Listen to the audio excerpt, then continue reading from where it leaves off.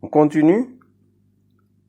Pour l'annexe 1, donc on va calculer le stock moyen, le coût de possession, le coût de passation et le coût total.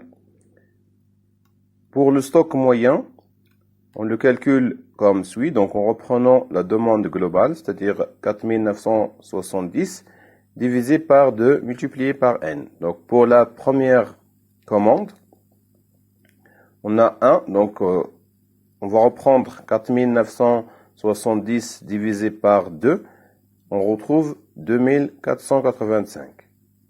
Pour le nombre de commandes 2, donc on va diviser 4970 divisé par 2 multiplié par 2, ça fait donc 4, c'est-à-dire 4970 divisé par 4, on aura 1242,50. Et on fait la même formule sur les autres commandes pour obtenir les calculs suivants. Concernant le coût de possession, on va reprendre le coût d'achat unitaire multiplié par I, c'est-à-dire le taux de possession, multiplié par le stock moyen. Donc on a calculé déjà le stock moyen.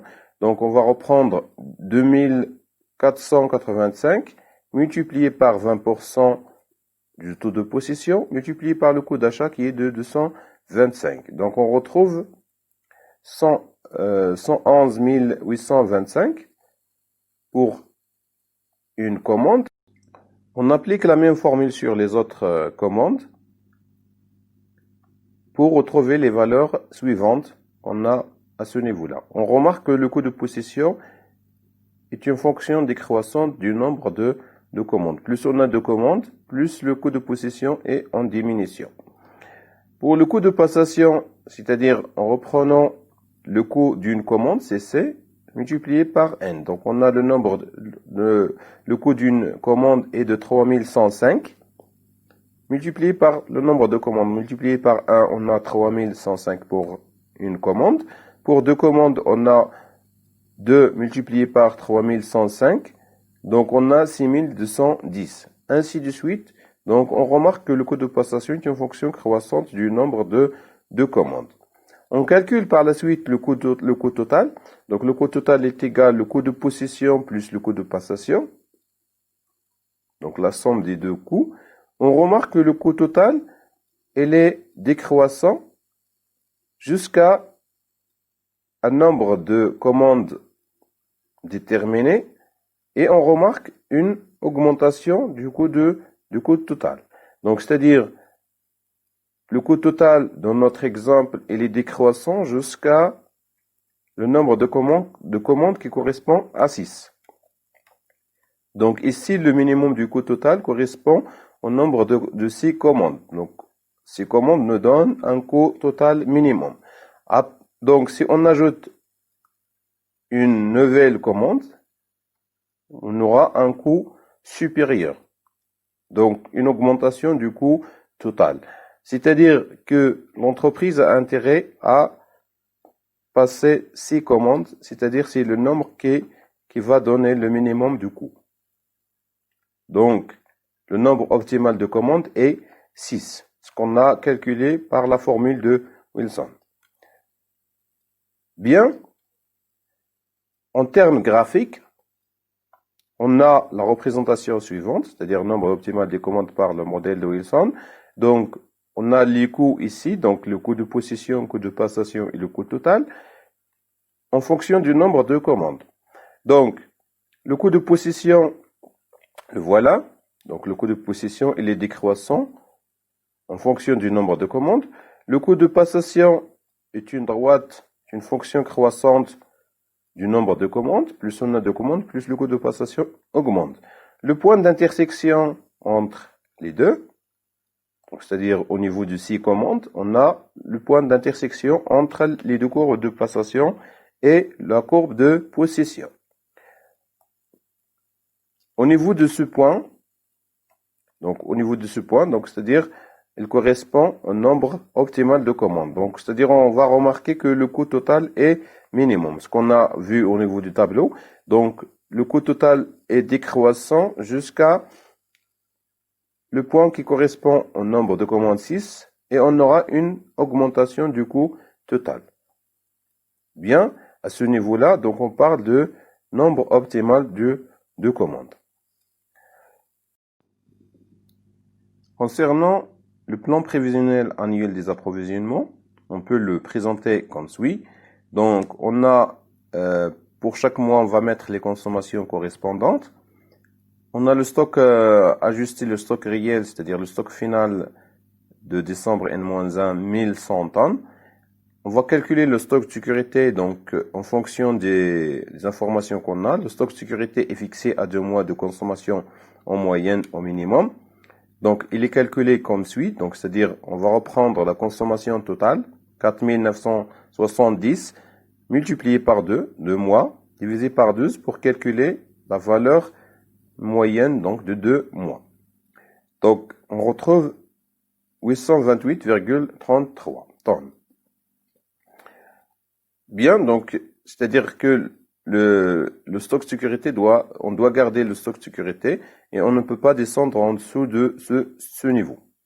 On va mettre le stock final théorique. Donc, à quoi est égal le stock final théorique? C'est-à-dire, on va reprendre le stock réel, ce qu'on a 1100, moins la consommation de janvier. On va calculer un stock, donc, qui correspond à 950. 1100 moins 150 est égal à 950.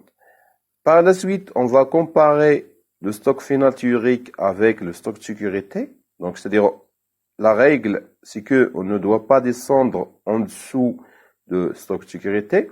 Donc, toujours le stock final théorique, il est supérieur au stock de sécurité. Donc, c'est-à-dire, on n'a pas intérêt à passer la commande, à acheter des matières.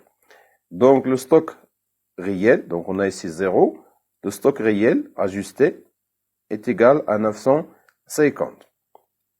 On fait la même chose, donc c'est-à-dire en poursuivant les calculs, donc on a 950 moins 200, c'est-à-dire la consommation de février.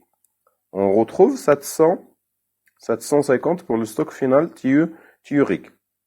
750, elle est inférieure à 828,33. Donc c'est-à-dire on a un stock qui est inférieur au stock de sécurité. Donc, de ce fait-là, on va avoir des achats, on va avoir des entrées. 828, c'est-à-dire on va reprendre la quantité optimale, 828,17, qu'on a trouvé au niveau du modèle de Wilson. 828,17 qui va être livré au plus tard le 1-2, c'est-à-dire le début de février. Sachant que, bien sûr, les commandes sont passées en début de mois et les commandes arrivent à la fin du mois. Donc, c'est-à-dire, à la fin du mois de janvier, on doit y avoir une livraison. C'est-à-dire, au plus tard, le 1-2, N, la livraison doit avoir lieu. On procède de la même sorte. Donc, c'est-à-dire, on va reprendre le stock réel, 1578,17, moins la consommation de mars, qui est 300, on retrouve un stock final théorique qui est 1278,17. Donc, c'est-à-dire un stock qui est supérieur au stock de sécurité. Donc, on n'a pas intérêt à avoir des entrées, des achats. Et on continue de cette manière jusqu'à la fin de période. Donc, si on remarque les achats, on a 6 commandes. On a donc 6 livraisons. C'est-à-dire, on a passé 6 commandes, le nombre optimal. Donc, une livraison aura lieu en février, mai, juillet, août, septembre et la dernière livraison aura lieu le 1-11, c'est-à-dire le 1 novembre de l'année considérée. Bien, on peut élaborer un budget prévisionnel des achats correspondant à ce plan prévisionnel des approvisionnements comme suit. En annexe 3, on a le budget des achats, c'est-à-dire on va voir les périodes où on a les entrées, c'est-à-dire en février, mai, juillet, août, septembre et novembre. On a la quantité optimale 828,17. On a le coût unitaire d'achat d'une tonne, 225. Donc, on fait la multiplication de la quantité par le coût unitaire. On retrouve 186 337,496. Donc, on retrouve la même valeur puisqu'on a la même quantité. On retrouve les mêmes valeurs pour les autres mois. Le coût d'une commande est de 3105. Donc, on fait la somme du coût des achats plus le coût de la commande. On retrouve 189 442,476. On retrouve les mêmes valeurs, donc puisqu'on a les mêmes quantités et on a le même coût pour la commande. Par la suite, on calcule un total qui correspond bien sûr aux achats. La valeur totale des achats. La valeur totale des achats égale 1 118 024,98. Le coût global des commandes est 18 630. Donc, on fait la somme des valeurs des achats plus les coûts de commande. On trouve 1 136 654,98. Donc, comme valeur globale qui concerne les achats et les commandes de cette période.